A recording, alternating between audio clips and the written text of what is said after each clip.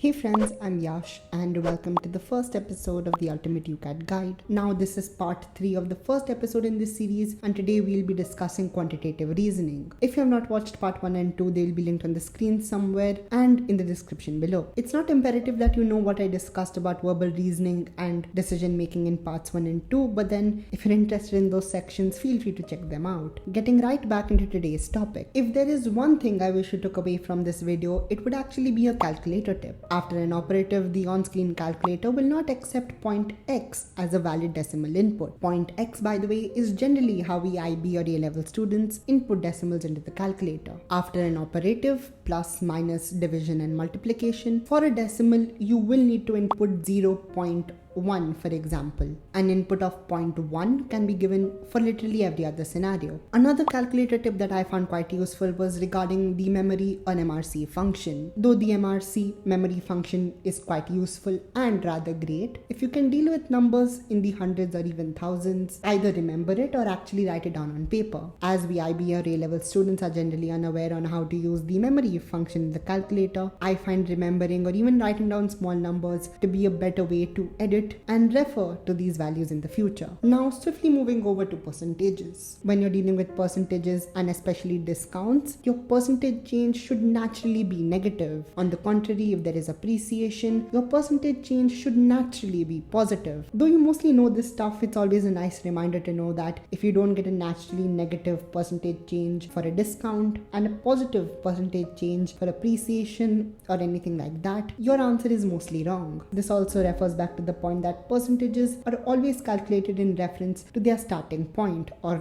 their original value. If you have, say, 7,000 and 8,000, the percentage change from 7,000 to 8,000 would be different than a percentage change from 8,000 to 7,000. Anyway, to stay on the topic of percentages, there is something to be said about percentage differences. There was a question which discussed tax schemes on housing. The general tax plan charged a 12% tax on any house bought over £1.5 million.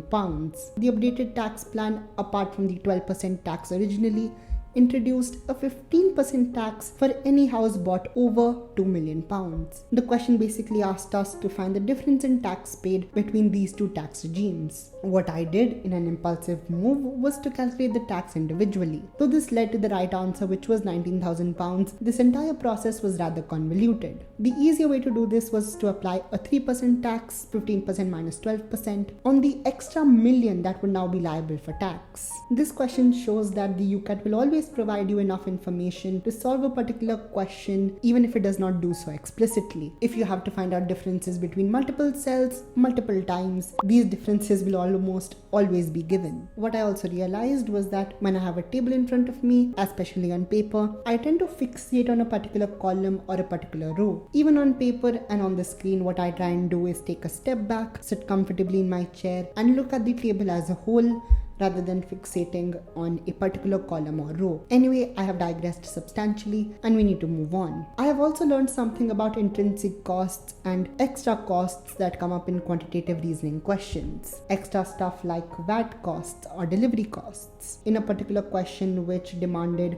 the difference between two values, the extra costs was a fixed value rather than a fixed rate. So what I thought was, well, this is great, I can ignore them because they will end up cancelling each other out. The problem is that I ended up getting that question completely wrong because apparently those intrinsic costs mattered and they completely messed up my calculation. You can guarantee that there will be an option which exploits this blind spot, so just be aware of that possibility. Anyway, I want to talk about some miscellaneous things that I learned while doing this particular book over the past 3 or 4 days. So there was a question where there were 2 pie charts and the question asked verbatim, find the minimum number of recruits who work in construction and have A levels or a BSc. Because the BSc and A-level sectors are in the majority, what the solution recommends is that we ignore them and focus on finding how many people in construction had GCSEs. Then we can subtract that number from the people who were recruited into construction and we would have the minimum number of people who were recruited into construction with either a A-level or BSc. A rather elegant solution arrived pretty quickly. To conclude, in general, there is a method to this madness. Simple tips including whether to round up or round down